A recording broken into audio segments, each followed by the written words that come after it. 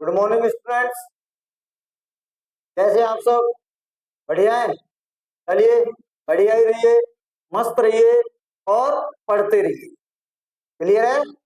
चलिए, ज्यादा समय बर्बाद न करते हुए हम लोग बात करते हैं। काय की बात करते हैं बेटा जी? हम लोग बात कर लेते हैं अपनी साइंस की। देखिए, कल जब हम बात कर रहे थे तो हमने बात की थी अपनी अम्ल तथा क्षारों की किस प्रकार से अभिक्रियाएं होती हैं। तो हमने कल बात कर ली थी अम्लों की और क्षारों की रासायनिक गुणों के बारे में। तो रासायनिक गुण क्या क्या प्रदर्शित करते हैं, कैसे रासायनिक गुण प्रदर्शित करते हैं, इन सारी चीजों के बारे में कल हम लोगों ने बात कर ली थी। और कल हमने बात की थी कि अम्ल तथा क्षार धातुओं से किस प्रकार से अभिक्रिया करते हैं। अम्ल तथा क्षार धातु कार्बोनेट और धातु हाइड्रोजन कार्बोनेट से किस प्रकार से रिएक्शन करते हैं। अम्ल और क्षार आपस में किस प्रकार से रिएक्शन करते हैं, इन चीजों के बारे में कल हम लोगों ने बात कर ली थी। आज हम बात करने वाले हैं अम्लों की अभिक्रिया करा दें अधात्विक ऑक्साइडों के साथ। अम्लों की अभिक्रिया कैसे कराते हैं? अधात्विक ऑक्साइडों के साथ। जब अधात्विक ऑक्साइडों के साथ अम्लों की रिएक्शन कराई जाती है तो वे किस प्रकार से रिएक्शन करेंगी, ठीक है? तो इस बारे में हम लोग बात करेंगे। क्षारों की अधात्विक ऑक्साइडों से जब हम अभिक्रिया कराते हैं तो वो किस प्रकार से अभिक्रिया प्रदर्शित करेंगे, इन बारे में हम लोग बात करने वाले हैं। इसके साथ साथ हम बात करेंगे कि किस प्रकार से रिएक्शन होंगी, ठीक है? तो इन रिएक्शनों को करने के बाद में कल मैंने आप लोगों से बोला भी था कि एक क्लास लेके आऊंगा जिस क्लास में हम लोग जो प्रमुख उत्पाद जिनके बारे में एक एक नंबर में आपके बोर्ड क्लास में पूछा जाता है, साथ ही आपके कंपटीशन में भी इन क्वेश्चनों को पूछा जाता है। तो इन बारे में भी हम लोग क्या करेंगे, आज बात करेंगे। क्लियर है? तो सबसे पहले हम अपना स्टार्ट करते हैं और स्टार्ट करके हम लोग बात कर लेते हैं कि अगला अपना जो पॉइंट आता है, चौथा पॉइंट है। चौथा पॉइंट अपना आता है, क्या आता है जी? चौथा पॉइंट आता है अम्लों की धातु ऑक्साइडों से अभिक्रिया। अम्लों की धातु ऑक्साइडों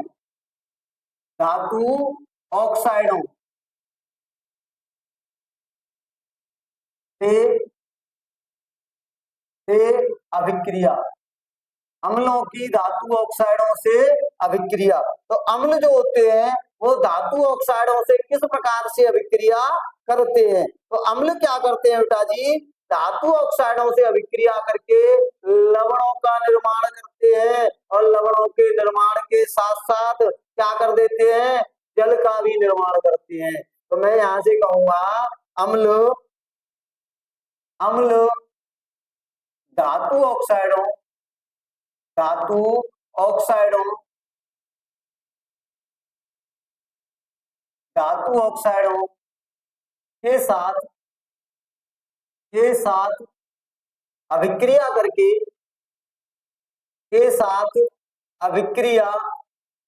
करके काय का निर्माण करते हैं, लवण तथा जल का निर्माण करते हैं। लवण तथा जल का निर्माण करते हैं। क्लियर है बेटा जी? लवण तथा काय का निर्माण करते हैं, जल का निर्माण करते हैं। ठीक है? जैसे मैं बात कर लू काय की, एग्जाम्पल्स की बात कर लेता हूं।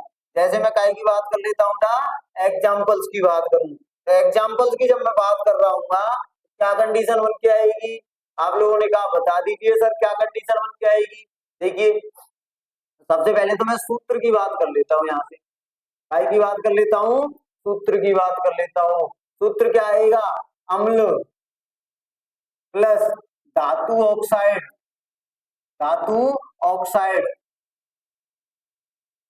क्या बना के देंगे? आपने कहा सर जी लवण बनाएंगे प्लस में क्या बनाएंगे, जल बनाएंगे। देखिए जैसे मैं बात करूं काय की, एग्जाम्पल की बात कर लेता हूं, मैं काय की बात कर लेता हूं, एग्जाम्पल की बात कर लेता हूं। तो एग्जाम्पल क्या हो जाएगा अपने पास, मैंने मान लो कोई अम्ल ले लिया HCl, हाइड्रोक्लोरिक अम्ल ले लिया, और इस हाइड्रोक्लोरिक अम्ल की अभिक्रिया Na2O से करा दी, सोडियम ऑक्साइड से करा दी। सोडियम ऑक्साइड से जैसे ही रिएक्शन कराऊंगा तो सोडियम ऑक्साइड से रिएक्शन कराने पर सोडियम क्लोरीन को लेके RR2NaCl बन जाएगा, और साथ में क्या बन जाएगा, H2 क्या बन जाएगा, H2O बन जाएगा। क्लियर है, अगली बात सुन रहे हैं। अगले पॉइंट की अगर मैं बात करूं तो अगले पॉइंट की मैं बात करता हूं यहाँ पे आपकी, तो पांचवा जो पॉइंट होगा वो होगा अपना अधातुओं की धातु ऑक्साइडों से अभिक्रिया। आप सब जानते हैं कि जो धातु अधात्विक ऑक्साइडों से अभिक्रिया, ऐसे अभिक्रिया बेटा जी, अधात्विक ऑक्साइडों से अभिक्रिया, जब अधात्विक ऑक्साइडों से अभिक्रिया कराते हैं तो जो अधात्विक ऑक्साइड होते हैं बेटा, वे अधात्विक ऑक्साइड होते हैं अम्लीय प्रकृति के। अधात्विक ऑक्साइड कैसे होते हैं, अम्लीय प्रकृति के होते हैं, और अम्लीय प्रकृति के होते हैं तो आप लोगों को पता है कि क्या होगा सर जी, वही होगा जो अम्ल और क्षार में हुआ था, वही होगा जो अम्ल और क्षार में हुआ था, लवण बनेगा और जल बनेगा। तो मैं कह रहा हूं अधातुओं अधातुओं अधातुओं की अधात्विक अधात्विक ऑक्साइडों अधात्विक ऑक्साइडों से अभिक्रिया। भाई अधात्विक ऑक्साइड कैसे होते हैं बेटा, आप लोगों ने कहा सर जी अधात्विक ऑक्साइड तो कैसे होते हैं, अम्लीय प्रकृति के होते हैं, और अम्लों की ये गड़बड़, धातुओं की नहीं करानी है, कई करानी है, क्षारों की करानी है, कई करानी है बेटा, क्षारों की करानी है, कई की करानी है, क्षारों की, तो कई की करानी है, क्षारों की, क्षारों की अधात्विक ऑक्साइडों से अभिक्रिया। तो अधात्विक ऑक्साइड कैसे होते हैं, अम्लीय प्रकृति के होते हैं, और अम्लीय प्रकृति के होते हैं तो इस रिएक्शन के परिणाम स्वरूप क्या क्या प्राप्त होगा, लवण प्राप्त होगा और जल प्राप्त होगा। क्लियर, तो मैं यहां से कह रहा हूं कि क्षार क्षार अधात्विक अधात्विक ऑक्साइडों से अधात्विक ऑक्साइडों से अभिक्रिया करके अभिक्रिया करके क्या देते हैं बेटा जी, लवण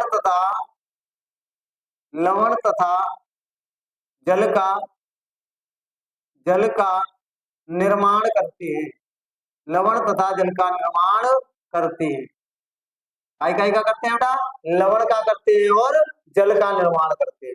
आप लोगों ने कहा सर जी इसके सूत्र को भी लिख दीजिए, मैंने कहा ये लो बेटा जी, मैं कह रहा हूं सूत्र, सूत्र क्या होगा अपने पास, आप लोगों ने कहा सर जी लवण नहीं, क्षार क्षार प्लस अधात्विक ऑक्साइड, क्षार प्लस अधात्विक ऑक्साइड क्या बना के देंगे, क्या बना के देंगे, आप लोगों ने कहा सर जी अभी बताया है, लवण बना के देंगे और जल बना के देंगे। क्या देंगे, लवण बना के देंगे और जल बना के देंगे। क्लियर है इसी बात। चलिए मैं क्या लिख देता हूं यहाँ पे, इनके एग्जाम्पल भी लिख देता हूँ, क्या लिख देता हूँ, एग्जाम्पल लिख देता हूँ।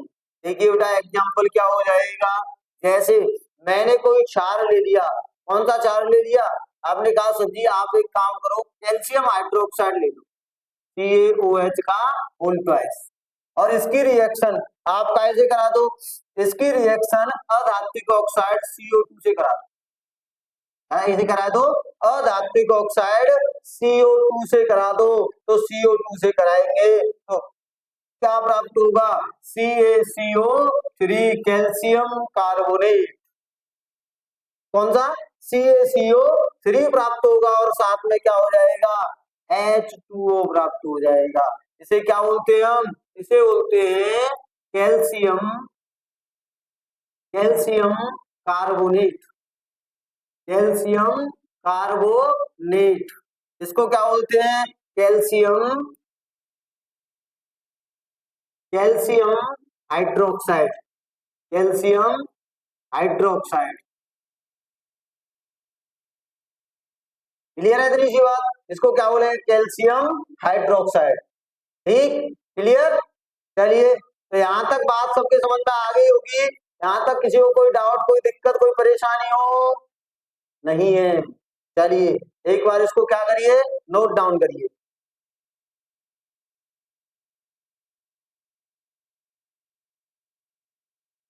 हो गया बेटा जी। चलिए आगे बात कर लेते हैं।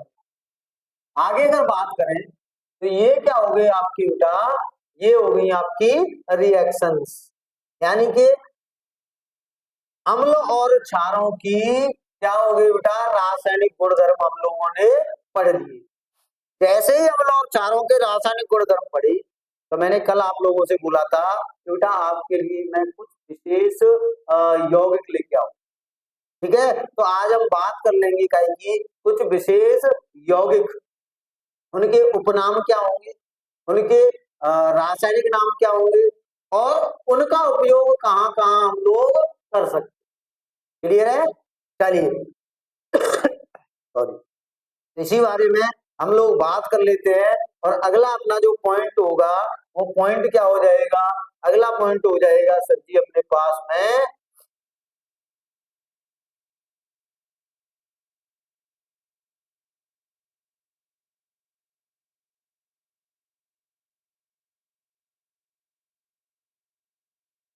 अगला अपना पॉइंट हो जाएगा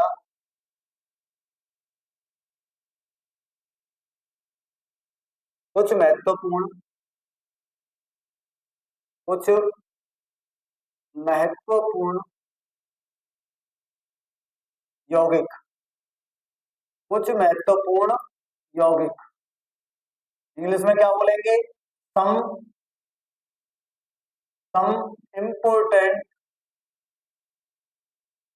सम इम्पोर्टेंट कंपाउंड्स।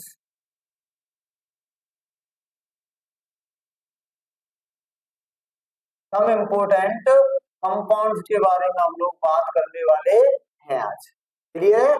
चलिए क्या करेंगे, कुछ महत्वपूर्ण यौगिक देखेंगे। महत्वपूर्ण यौगिकों के साथ साथ हम लोग बात कर रहे होंगे काहे की, हम लोग बात कर रहे होंगे इनके क्या क्या उपनाम होते हैं और क्या क्या इनके यूज होते हैं। ठीक है, चलिए तो मैं बात कर रहा हूं,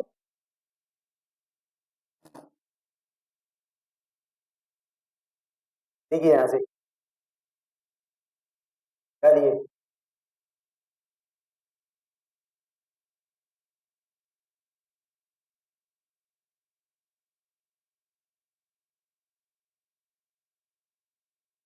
यहाँ हो जाएंगे इनके नाम।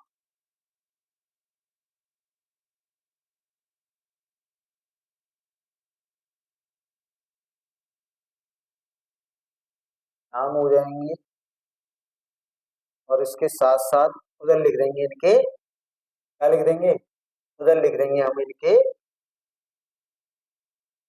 उपयोग। ठीक,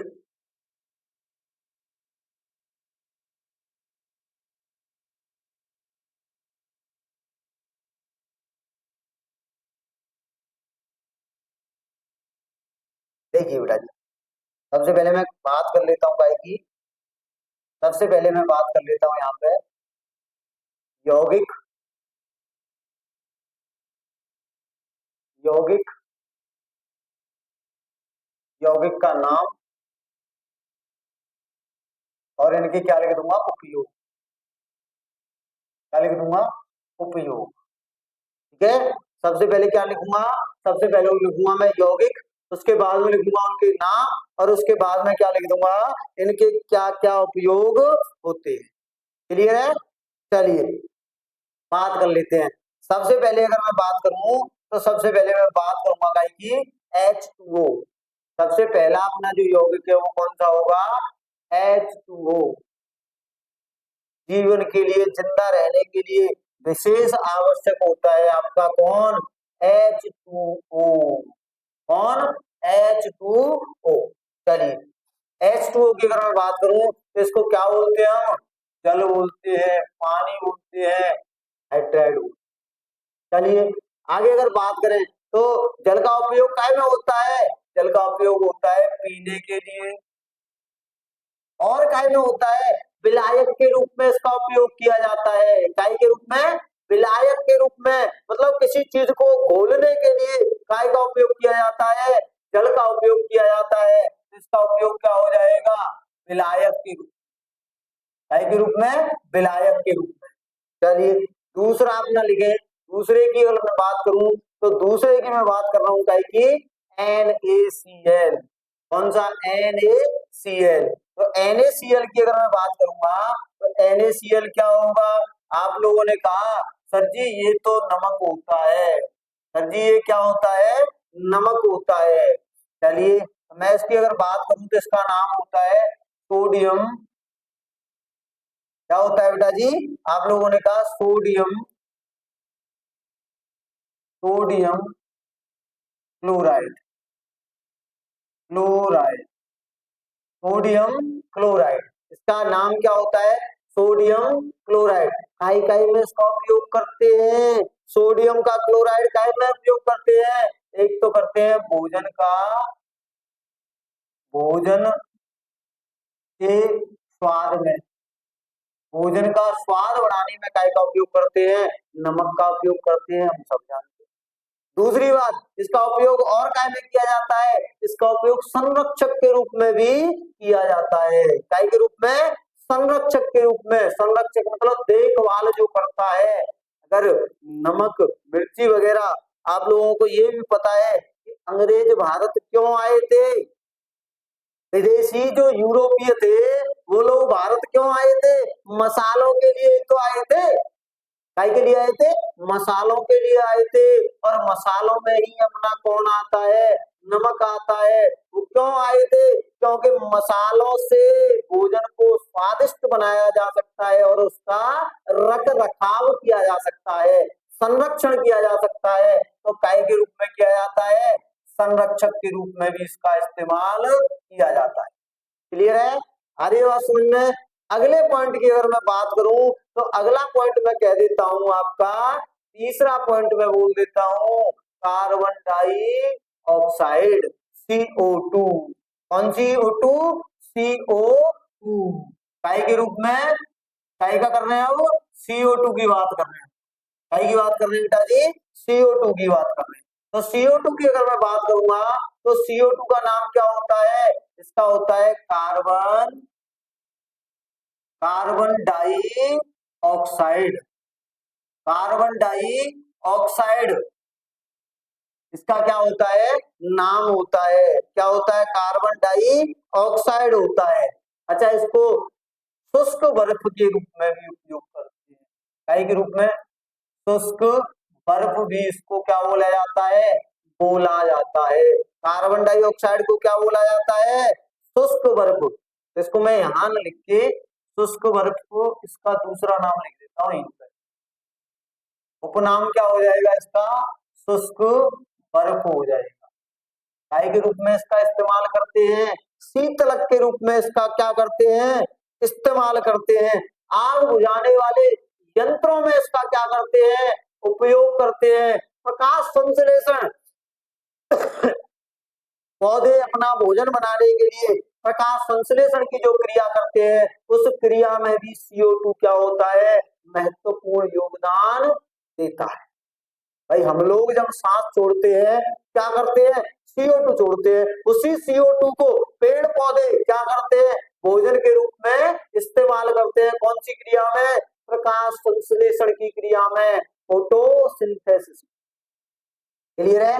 आ रही है बात समझ में? तो काय काय में इसका इस्तेमाल करेंगे? इसका इस्तेमाल करेंगे शीतल पेय पदार्थों में।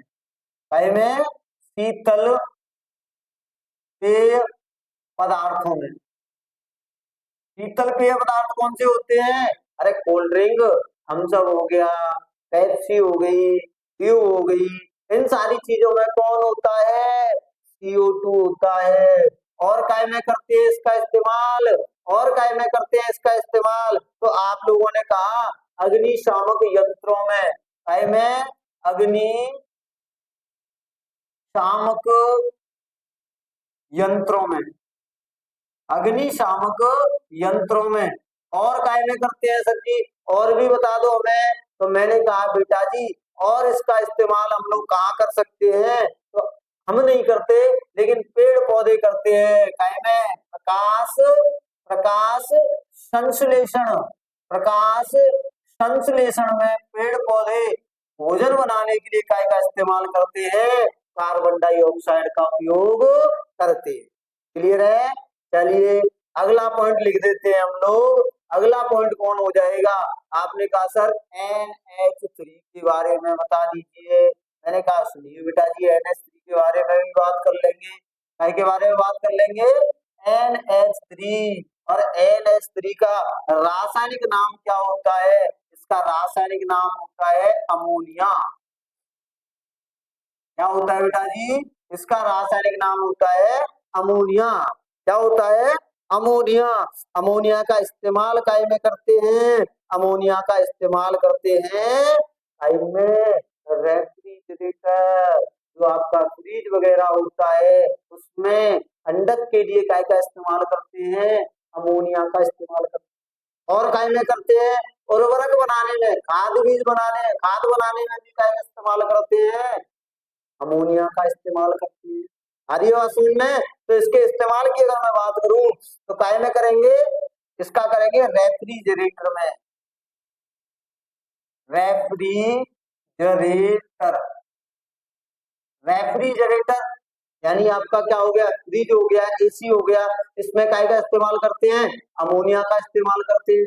और काय में का इस्तेमाल करते हैं, उर्वरक के रूप में, उर्वरक बनाने में भी काय का इस्तेमाल करते हैं, NH3 का। क्योंकि आपको यहाँ पे क्या दिख रहा होगा, नाइट्रोजन दिख रही होगी, और नाइट्रोजन की ही पूर्ति के लिए हम काय का इस्तेमाल करते हैं, अमोनिया का इस्तेमाल उर्वरक बनाने में करते हैं। और काय में कर लेते हैं, सफाई,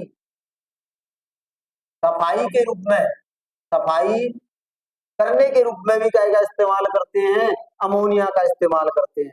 काय का करते हैं, अमोनिया का। सफाई कह लो या सफाई के उत्पाद कह लो, सफाई के उत्पाद बनाने में भी काय का इस्तेमाल करते हैं, अमोनिया का इस्तेमाल करते हैं। चलिए अगले पॉइंट की हम लोग बात कर लेते हैं। और अगला पॉइंट हम लोग क्या लेंगे, आप लोगों ने कहा सर जी आप एक काम कर लो, इस हाइड्रोक्लोरिक अम्ल की बात कर लो। काय की बात कर लो, हाइड्रोक्लोरिक अम्ल की बात कर लो। मैंने कहा बेटा बिल्कुल हाइड्रोक्लोरिक अम्ल के बारे में भी क्या कर लेते हैं, बात कर लेते हैं। इसका नाम क्या होगा, hydrochloric,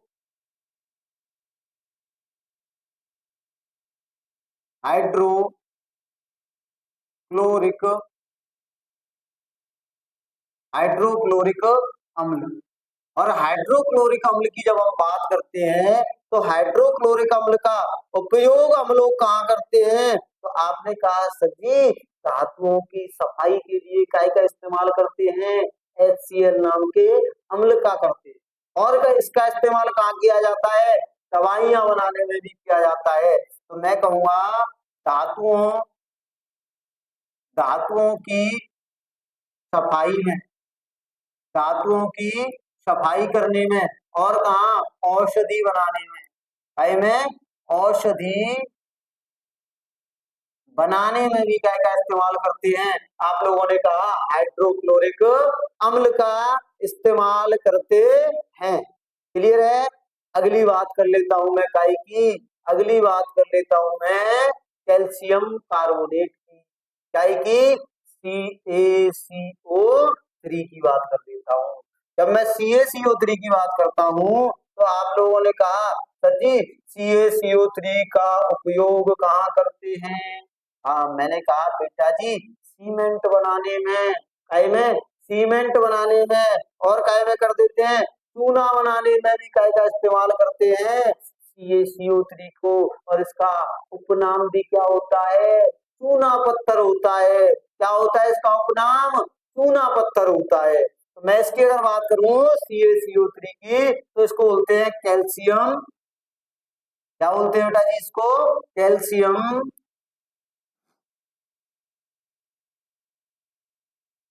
calcium carbonate, calcium carbonate, ठीक है। इसका उपनाम क्या होता है, तो आपने कहा इसका उपनाम होता है चूना पत्थर, क्या होता है, चूना पत्थर इसका क्या होता है, उपनाम होता है। सर जी इसके उपयोग बता दो, कुछ नहीं बेटा, सिंपल सी बात है, सीमेंट बनाने में, चूना बनाने में इसका क्या किया जाता है, इस्तेमाल किया जाता है।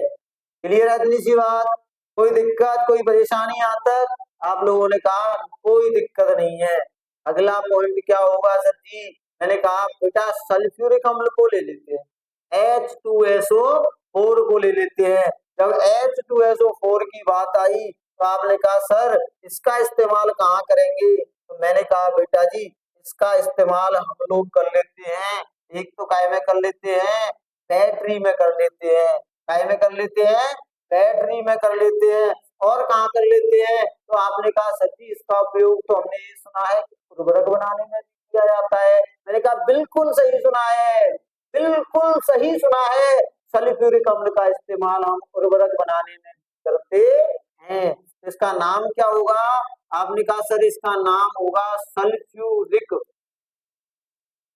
सल्फ्यूरिक अम्ल, सल्फ्यूरिक अम्ल। और सल्फ्यूरिक अम्ल की अगर मैं बात करूं तो सल्फ्यूरिक अम्ल का उपयोग कहाँ करते हैं, सल्फ्यूरिक अम्ल का इस्तेमाल करते हैं बैटरी में, काई में, बैटरी या सेल बनाने में करते हैं।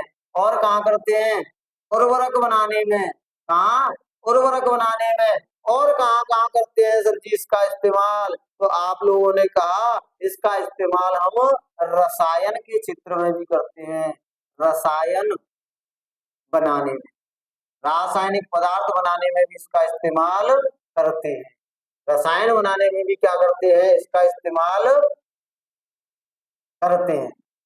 क्लियर है इतनी सी बात, यहाँ तक कोई दिक्कत कोई परेशानी किसी को, आप लोगों ने कहा कोई दिक्कत कोई परेशानी सर जी नहीं है। अगली मैं बात कर लूटा, अगले में पॉइंट की बात करूं तो अगला पॉइंट हो जाएगा अपने पास में, मैं ले लेता हूं कौन सा आपका, ग्लूकोज ले लूं, चलो कौन सा ले लूं, ग्लूकोज।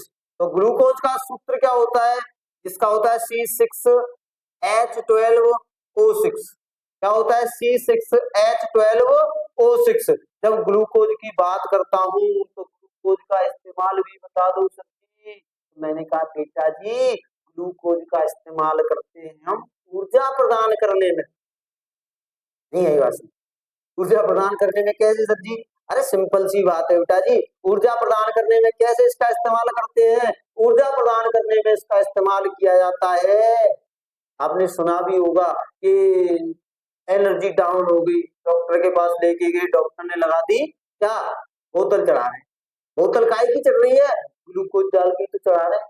एनर्जी प्रदान करने में किसका इस्तेमाल करते हैं, ग्लूकोज का उपयोग करते हैं, काय का करते हैं बेटा, ग्लूकोज का। तो इसका नाम क्या हो जाएगा, आप लोगों ने कहा मुस्कुराते हुए कि सर इसका नाम तो क्या होगा, इसका नाम होगा सर जी ग्लूकोज, क्या होगा, ग्लूकोज।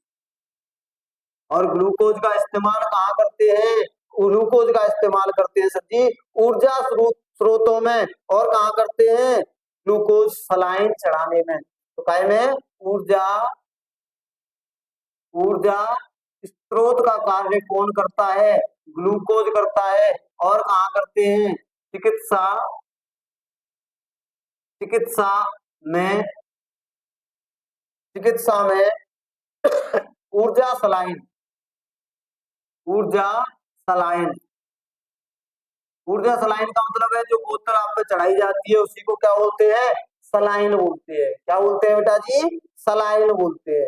क्लियर है इतनी सी बात, आपने कहा बिल्कुल क्लियर है सर जी, और बता दो, मैंने कहा लो जी अगला पॉइंट लिख देते हैं हम, मैंने कहा NaOH, कौन, NaOH, इसको क्या बोलते हैं, सोडियम हाइड्रोक्साइड बोलते हैं, क्या बोलते हैं, सोडियम हाइड्रोक्साइड बोलते हैं। और इसका इस्तेमाल किया जाता है आपका काय में, इसका इस्तेमाल किया जाता है सफाई के उत्पाद बनाने में।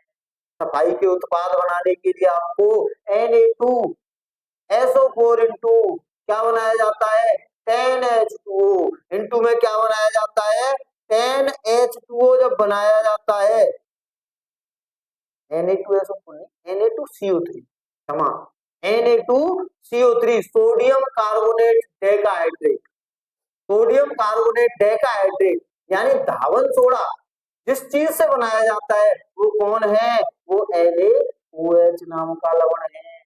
तो मैं यहां से अगर बात करूं इसको बोलते हैं सोडियम, क्या बोलते हैं बेटा जी इसको, आपने कहा सर जी इसको हम बोलेंगे NaOH, क्या था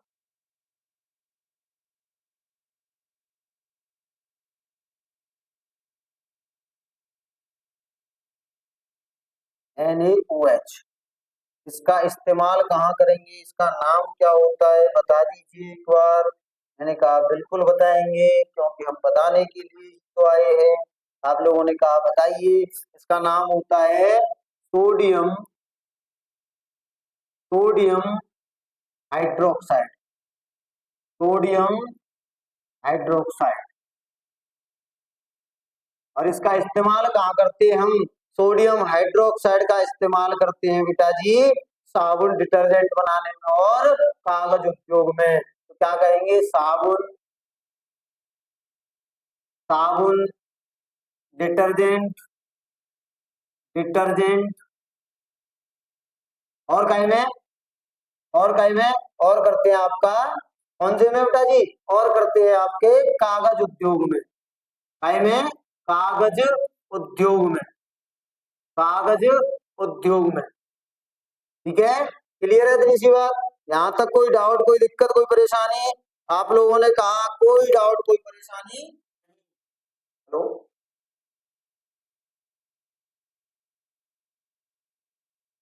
कोई दिक्कत कोई परेशानी सर जी नहीं है यहाँ तक। मैंने कहा जब कोई दिक्कत कोई परेशानी नहीं है तो हम लोग आगे बात कर लेते हैं। आपने कहा क्या बात करोगे सर जी, मैंने कहा और पॉइंट लिख लेते हैं, आपने कहा लिख दीजिए। तो मैंने कहा अगली पॉइंट की अगर मैं बात करूं तो मैं बात कर लेता हूँ काय की, मैं बात कर लेता हूँ आपके खाने के सोडे की, काय की बात कर लूं खाने के सोडे की। अगला पॉइंट आएगा अपना कौन सा NaHCO3, इसको बोलते हैं सोडियम बाइकार्बोनेट या सोडियम हाइड्रोजन कार्बोनेट। क्या बोलते हैं सोडियम बाइकार्बोनेट या सोडियम हाइड्रोजन कार्बोनेट। क्या बोलते हैं इसको sodium, sodium hydrogen, hydrogen carbonate, carbonate. ठीक है, सोडियम हाइड्रोजन कार्बोनेट। जब इसको सोडियम हाइड्रोजन कार्बोनेट हम लोग बोल ही रहे हैं सभी तो हमने तो सुना है इसका एक और नाम होता है, बिल्कुल सही सुना है, बिल्कुल सही सुना है, इसको क्या बोलते हैं बेकिंग सोडा बोलते हैं। क्या बोलते हैं बेकिंग, बेकिंग सोडा भी इसको बोलते हैं।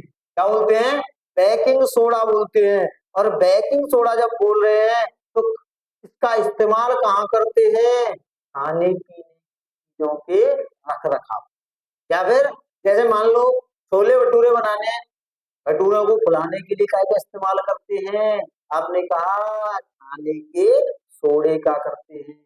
और कहाँ करते हैं सर जी बहुत सी जगहों पे, जैसे दूध है, दूध आपको ऐसा प्रतीत हो रहा है सुनने से ही कि ये इसको अगर गर्म किया तो ये फट जाएगा खराब हो जाएगा, तो आप एक काम कर सकते हैं उसमें एक चुटकी क्या डाल दो खाने का सोडा। तो ये मत बोलना कि एक चुटकी सिंदूर की कीमत आप क्या जानो ना जानते आगे बात करते हैं। तो बेकिंग सोडा इसका और नाम होता है खाने का सोडा, खाने का सोडा।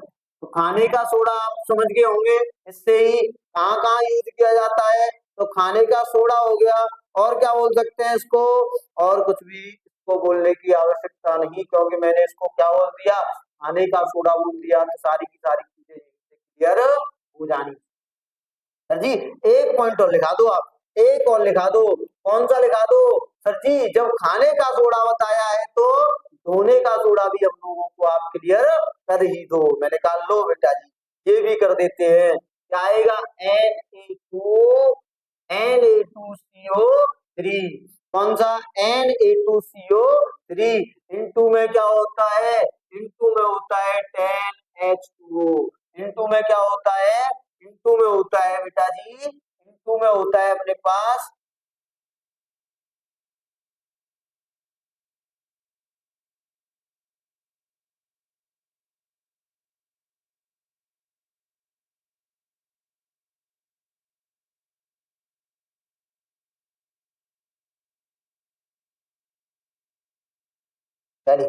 इनटू में क्या होता है 10H2O, और 10H2O जब आया तो इसको बोलते हैं सोडियम, इसको बोलते हैं हम सोडियम कार्बोनेट, सोडियम कार्बोनेट, साथ में डेका, डेका मतलब 10, Deka hydrate, Deka hydrate, sodium carbonate Deka hydrate.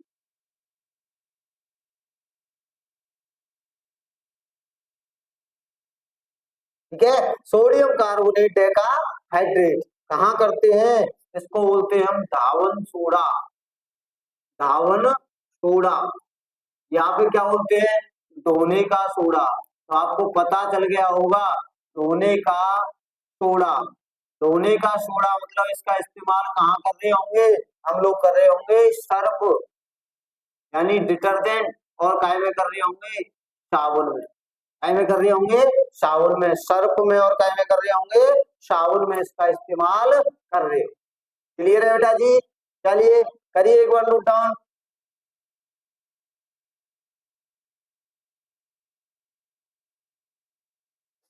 चलिए देखिए, तो हम बात कर रहे थे काय की, कुछ महत्वपूर्ण कंपाउंड की बात कर रहे थे, यौगिकों की बात कर रहे थे, और कुछ महत्वपूर्ण कंपाउंडों में हमने इसको देखा। ये 11 कंपाउंड अभी तक हम लोगों ने देखे हैं, आगे कंपाउंडों की बात हम अगली क्लास में कर रहे होंगे। ये जो कंपाउंड है ये महत्वपूर्ण है, मैंने बताया कौन कौन से कंपाउंड होते हैं, क्या क्या इनके नाम होते हैं और उपनाम होते हैं, उसके बारे में देखा किस प्रकार से इनके उपयोग, कहाँ कहाँ पर इनके उपयोग किए जा सकते हैं, इन सारी चीजों के बारे में हम लोगों ने इस क्लास में बात की है। क्लियर है तो इसी बात, तो ये महत्वपूर्ण उपयोग है, महत्वपूर्ण यौगिक है, इन महत्वपूर्ण यौगिकों का उपयोग आप कर सकते हैं। दूसरी बात ये है देखिए, ये जो महत्वपूर्ण यौगिक है, ये महत्वपूर्ण यौगिक आपके 10th क्लास में काम आएंगे, आपके 12th क्लास में काम आएंगे, आपके 11th क्लास में काम आएंगे, और सबसे महत्वपूर्ण बात कंपटीशन में भी ये महत्वपूर्ण यौगिक काम में आते ही आते। क्लियर है, चलिए तो आज के लिए इतना ही रखेंगे, कल बात करते हैं आगे, क्योंकि अभी हमने क्या किया, सिर्फ 11 कंपाउंडों की बात की है, अभी हम कल बात करेंगे इससे आगे के कुछ और कंपाउंड के बारे में। क्लियर है, चलिए आज के लिए इतना ही रखते हैं, कल बात करते हैं आगे और कंपाउंडों के बारे में। आज के लिए धन्यवाद। दूसरी बात आपको क्या करना है, अगर वीडियो अच्छी लगे तो लाइक करना है, कमेंट करनी है, चैनल को सब्सक्राइब करना है, और ज्यादा से ज्यादा बच्चों के पास क्या करना है, शेयर करना है। क्लियर, धन्यवाद।